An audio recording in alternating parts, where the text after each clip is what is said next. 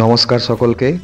আমরা চলে গেছিলাম আজ জয়দেব মেলায়। ভিডিওটি দেওয়া হয়নি, ভিডিওটি দেখুন, দেখতে আপনাদের বেশ ভালোই লাগবেন। এই আমরা ঢুকে গেছি জয়দেব মেলা। এ হচ্ছে মন্দির প্রাঙ্গণ।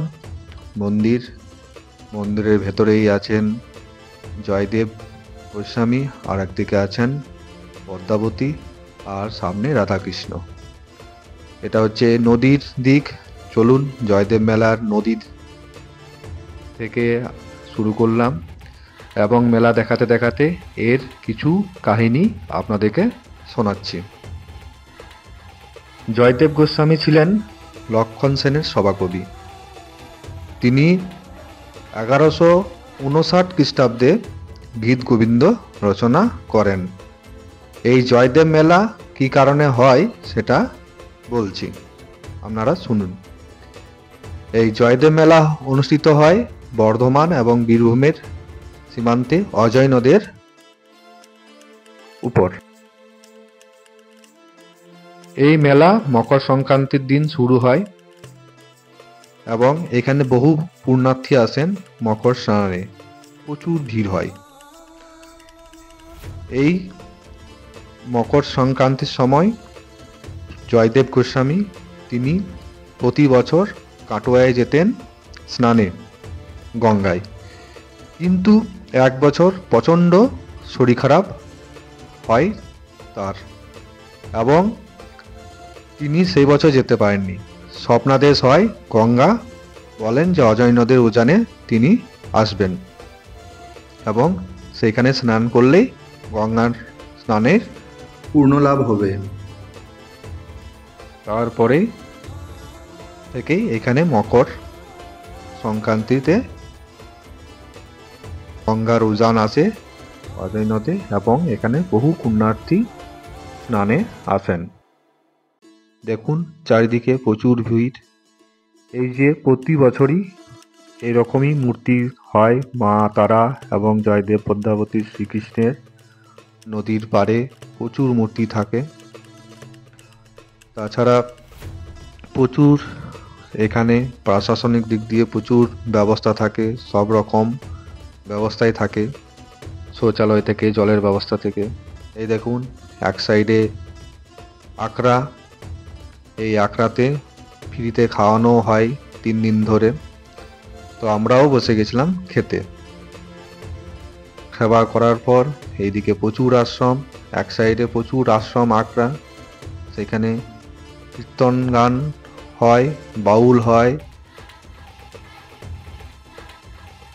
প্রচুর লোকের সমাগম হয়। আর অপর প্রান্তে থাকে বিভিন্ন কেনাকাটার জিনিস সরঞ্জাম। এই দেখুন মাছ ধরার জাল পাওয়া যায়, সব রকমই জিনিস পাওয়া যায়। প্রচুর ভিড়, লক্ষ লক্ষ মানুষের ভিড় প্রতি বছরের এই দিনটাতে। প্রচুর পুণ্যার্থী আসেন পুণ্য স্নানের জন্য। আমরাও গিয়েছিলাম। এই যে ক্যাম্পগুলো দেখছেন, এখানে বিভিন্ন রকমের ক্যাম্প হয়। কেউ নিখোঁজ হয়ে থাকলে এখান থেকে অ্যালাউন্স করা হয় এবং ফ্রিতে ওষুধও পাওয়া যায়। মন্দিরের সামনে ছাড়াও মেলার বিভিন্ন জায়গায়ও এরকম ছোটোখাটো ক্যাম্প থাকে। এই মন্দির নির্মাণ করেন বর্ধমানের মহারানী ব্রজকিশোরী। 1683 খ্রিস্টাব্দে তিনি জয়দেব গোস্বামীর জন্মভিটা নির্মাণ করেন। মন্দিরটি পোড়ামাটি অর্থাৎ টেরাকোটা কাজে কারুকার্য।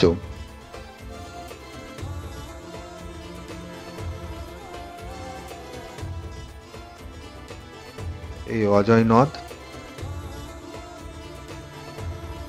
নদে জল না থাকলে জলের ব্যবস্থা করা হয় প্রশাসন থেকে, বালি কেটে জলেরও ব্যবস্থা করা হয়। এই দেখুন এই সাইডটি হচ্ছে কেনাকাটার দিক। মিষ্টির দোকান থেকে আরম্ভ করে সমস্ত রকমের দোকান আছে এখানে। প্রচুর মিষ্টি। তারপর এখানে সব রকমই মেলাতে যা যাবতীয় জিনিসই আসে, কীর্তনও হয়। এই দেখুন আখড়া পঞ্চতন্ত্র, এখানে গান চলছে।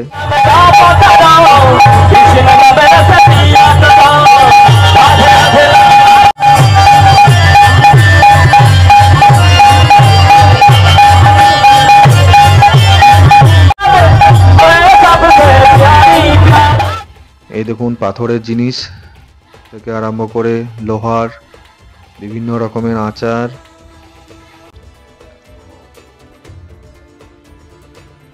মিষ্টির জিনিস,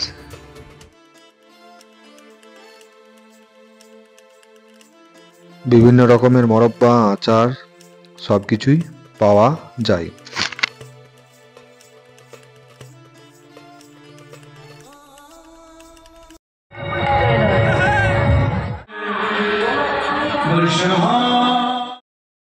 এটা হচ্ছে বাউল মঞ্চ, সরকারি মঞ্চ। আমার কানাইকে দেখেছো? কানাই, এখানে কানাই ফানাই কেউ নেই। দেখো বাংলা ঠাকুর, এখানে এটা হলো কাশীধাম। এটা হচ্ছে মেলার ভিউ নদীর পাড় থেকে। এটাও একটা মন্দির। প্রতিটি আখড়াতেই 3 দিন ধরে খাওয়ানো হয়, বহু পুণ্যার্থী সেবা গ্রহণ করেন। এই দেখুন বেতের তৈরি ঝুড়ি,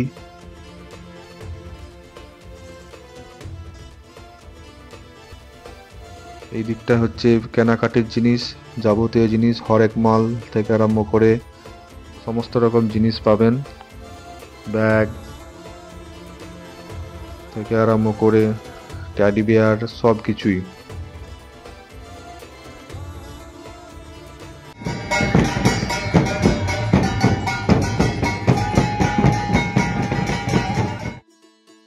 এই দেখুন হরেক মালের দোকান, 10 টাকা হরেক মাল, 10 টাকা।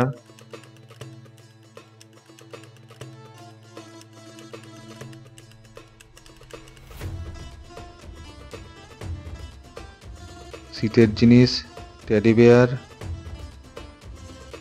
তারপরেই আমরা চলে গেছিলাম নাগরদোল্লা দিকে। এখানে সব রকমই ছিল, বাচ্চাদের জন্য আছে, বড়দের জন্য আছে, সব রকম। এই দিকটাই কেবলমাত্র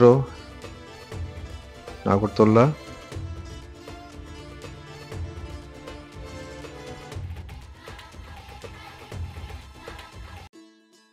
তাছাড়াও বিভিন্ন রকমের এখানে খেলাও বসে, লটারির টিকিট, খেলা। এই দেখুন বোতল সোজা করতে পারলেই পয়সা। তাছাড়া এই জিনিসটি এই তারে টাচ না করে নিয়ে গেলেই, এক প্রান্ত থেকে এক প্রান্ত নিয়ে গেলেই পুরস্কার। বিভিন্ন রকমের গেমও, পয়সা দিয়ে গেমও খেলা হয় এবং পুরস্কারও পাওয়া যায়। কাকু আমাদের দেখাচ্ছেন কীভাবে গেমটা খেলতে হয়। তারপরেই মন্দিরের সামনে পিঠা বিক্রি হচ্ছিল। এই দেখুন পিঠা তৈরি করছে, এখানে পিঠা পুলিও পাবেন মন্দিরের সামনেই। আবার চলে এসেছিলাম মন্দিরের সামনে। মন্দিরের সামনে পা বাড়ানোর জায়গা নেই, শত শত লক্ষ লক্ষ পুণ্যার্থী মন্দিরের সামনে ভিড় করে আছেন। তারপরে এই দেখুন খুব সুন্দর বাঁশি একতারা বিক্রি হচ্ছে। তারপরে চলে আসলাম এইদিকে, এটা হচ্ছে ব্রিজ নতুন তৈরি হয়েছে, যেটা দুর্গাপুর যাওয়া যাবে। এটা হচ্ছে মেলার ভিউ। তারপরে আস্তে আস্তে আমরা নিদিদিকে একটু দেখে নিলাম। চলুন, যদি ভিডিওটি ভালো লাগে অবশ্যই লাইক, শেয়ার, কমেন্ট করবেন। ধন্যবাদ, থ্যাংক ইউ। ভালো থাকবেন, সুস্থ থাকবেন।